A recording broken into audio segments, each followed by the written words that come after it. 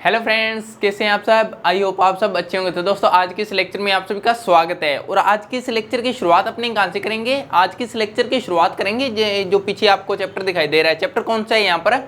राज्य शासन कैसे काम करता है। ठीक है, राज्य के बारे में पढ़ेंगे। लास्ट चैप्टर में अपने क्या पढ़ कर आए हैं? लास्ट चैप्टर में अपने हेल्थ के बारे में पढ़ा था। ठीक है, और अब थोड़ा सा बैकग्राउंड में लेकर चलता हूँ। बैकग्राउंड में अपने क्या पढ़ कर आए थे? बैकग्राउंड में अपने पढ़े थे जैसे कि अपने क्लास 6 के अंदर अपने पढ़ा था लोकल लेवल के बारे में। ठीक है, लोकल लेवल के बारे में मतलब कि स्थानीय सरकार के बारे में पढ़ा था ना, गांवों के बारे में, पंचायतों के बारे में, ये सब पढ़कर आए हैं।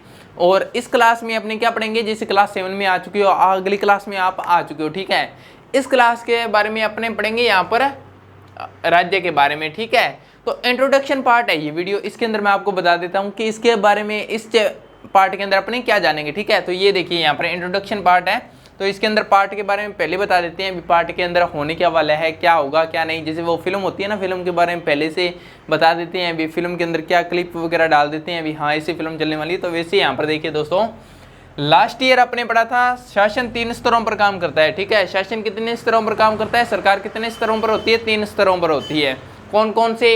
एक लोकल लेवल होता है, एक स्टेट लेवल होता है, एक सेंटर या नेशनल लेवल होता है। ठीक है, सेंटर भी कह देते हैं कई बार, नेशनल लेवल भी कह देते हैं, एक ही बात है। ठीक है, लोकल लेवल का मतलब हो गया स्थानीय सरकार। ठीक है, लोकल का मतलब स्थानीय सरकार। स्थानीय के अंदर कौन आ जाता है? जैसे गांव हो गए, गांव हो गए, गांवों में पंचायत हो गई, गांव हो गए, ये हो गए। उसके ऊपर कौन? तहसील आ जाते हैं, फिर जिला आ जाते हैं। तो ये जिला, गांव से लेकर जिला तक लोकल लेवल में आते हैं।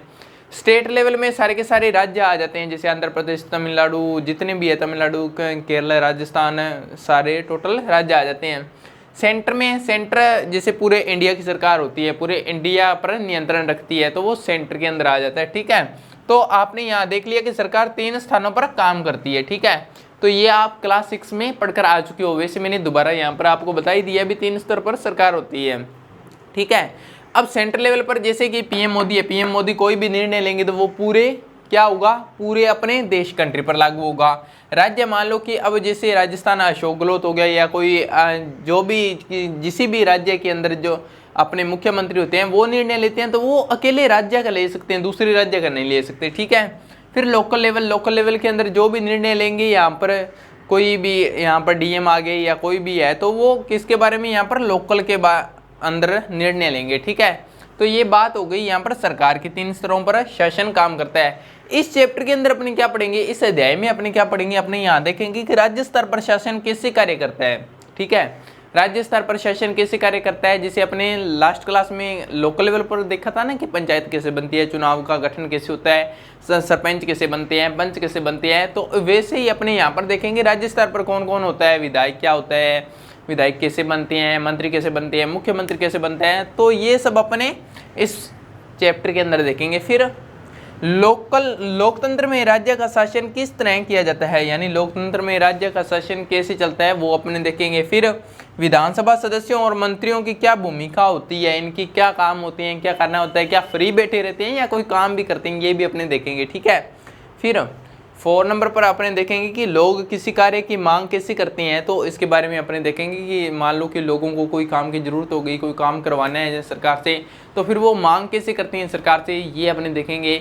तो आपने इस चैप्टर के अंदर क्या जानना है? इस चैप्टर के अंदर आपने जानना है कि सरकार के बारे में, यानी कि मोटा मोटा मैं आपको एक बता देता हूँ कि राज्य शासन, राज्य के जो सरकार होती है वो कैसे बनती है, कैसे कार्य करती है, अगर लोग चाहें तो उनसे कैसे कार्य करवा सकते हैं। तो इस चैप्टर के अंदर अपने ये पढ़ने वाले हैं। आपको आई होप आपको ये समझ में आ गया होगा। अब चलते हैं अपने नेक्स्ट पार्ट में। ठीक है, हंसते खेलते रहिए और चलेंगे नेक्स्ट पार्ट में। चलिए नेक्स्ट पार्ट।